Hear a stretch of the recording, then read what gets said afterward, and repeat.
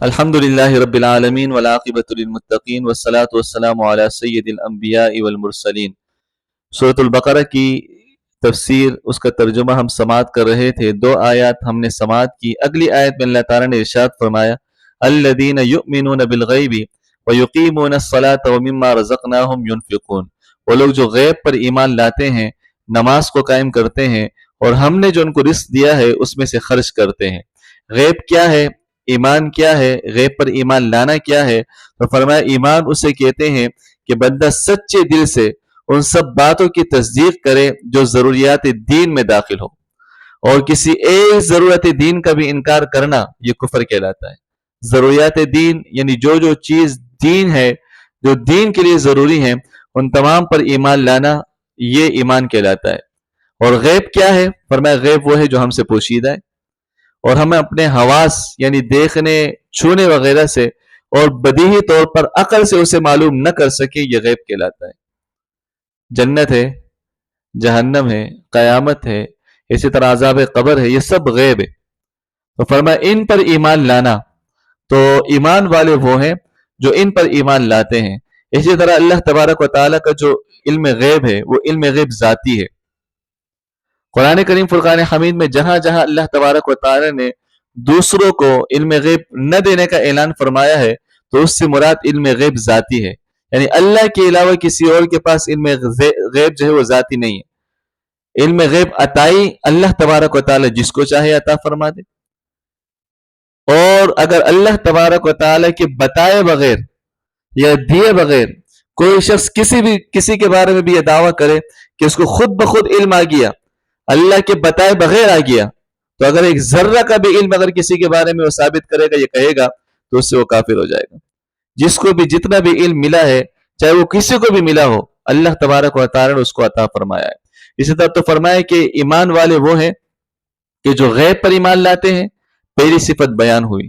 دوسری صفت بیان ہوئی وَيُقِيمُونَ الصَّلَاةَ، اور نماز کو قائم کرتے ہیں۔ نماز پڑھنے والے ہیں اور نماز پڑھنے والے لوگ ہی کامیاب ہیں۔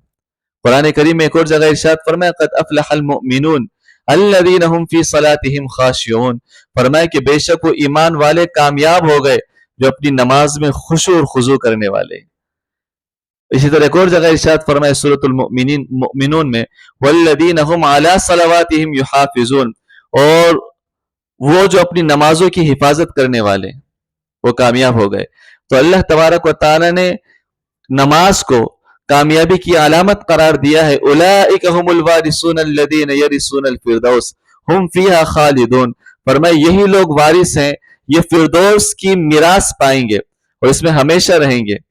یعنی جو نماز پڑھتا ہے اللہ تبارک و تعالی اسے جنت کی ابدی نعمت عطا فرما دیتا ہے، اور جو نماز کی پابندی نہ کرے، نماز میں سستی کرے، نماز میں کاہلی کرے، ان کے بارے میں ارشاد فرمایا ان المنافقین یخادعون اللہ وهو خادعهم واذا قاموا الى الصلاة قاموا كسالى يراؤون الناس ولا يذكرون الله الا قليلا، فرمایا بے شک منافق لوگ اپنے گمان میں اللہ کو فریب دینا چاہتے ہیں اور وہی انہیں غافل کر کے مانے گا، اور جب یہ نماز کے لیے کھڑے ہوتے ہیں تو بڑے سست ہو کر لوگوں کے سامنے ریاکاری کرتے ہوئے کھڑے ہوتے ہیں اور اللہ کو بہت تھوڑا یاد کرتے ہیں۔ فرمایا جو ایمان والے ہیں وہ نماز پڑھتے ہیں، اپنے رب کو یاد کرتے ہیں، اللہ نے ابدی نعمتیں ان کے لیے تیار کر رکھی ہیں، اور جو منافق ہے فرمایا وہ سستی اور کاہلی کے ساتھ نماز کے لیے کھڑے ہوتے ہیں تو فرمایا اللہ کو یاد نہیں کرتے۔ اسی طرح حدیث مبارکہ کے اندر جہاں نماز کی فضیلت بیان ہوئی وہی نماز نہ پڑھنے والوں کے بارے میں وعید بیان ہوئی۔ ایک ایک حدیث سماعت کریں نماز کی فضیلت کے بارے میں۔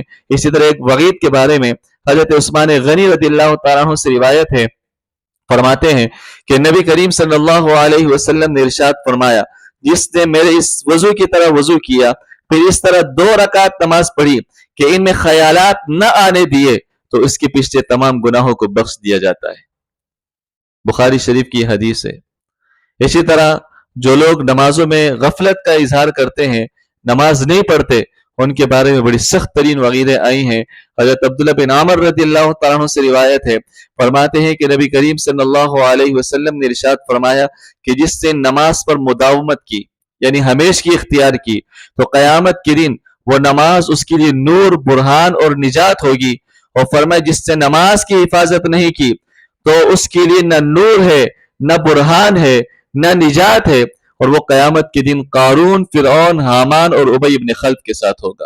مسند احمد بن حنبل کی حدیث۔ اندازہ لگائیں اس بات سے کتنے بڑے بڑے کافر، ہارون، نمرود، جنہوں نے خدائی کا دعویٰ کیا، سرکشی کی، نافرمانی کی، نماز نہ پڑھنے والے کو قیامت کے دن ان کی صفوں میں کھڑا کر دیا جائے گا۔ تو ایک طرف تو نورانی چہرے ہوں گے جن کے لیے آگے پیچھے دائیں بائیں نور ہی نور ہوگا، جنہوں نے نمازوں کی حفاظت کی، تو دوسری طرف وہ بدبخت لوگ بھی ہوں گے جن کو نماز کا تحفہ ملا لیکن انہوں نے نمازوں کو ضائع کر دیا، تو فرمایا قیامت کے دن ان کے لیے کوئی روشنی نہیں ہوگی۔ اور جو بڑے بڑے سرکش ہوں گے ان کو انہی کے صف میں کھڑا کر دیا جائے گا۔ آیت کا اختتام اس بات پر ہوا وَمِمَّا رَزَقْنَاهُمْ يُنْفِقُونَ، یعنی ہم نے جو ان کو رزق دیا اس میں سے خرچ کرتے ہیں، چاہے وہ زکوٰۃ کی صورت میں ہو یا صدقات کی صورت میں ہو۔ جب جب اللہ نے ان کو استطاعت دی تو اللہ تبارک و تعالیٰ کی بارگاہ میں وہ ضرور خرچ کرتے ہیں۔ تو یہ ایمان والوں کی صفات ہے۔ اگلی آیت میں بھی ایمان والوں کی صفات بیان ہوئی، اگلے درس میں اس کو سماعت کریں گے۔ اللہ تبارک و تعالی ہمیں قرآن کریم صحیح معنوں میں پڑھنے، سمجھنے اور اس پر عمل کرنے کی توفیق عطا فرمائے۔ وما علینا الا البلاغ۔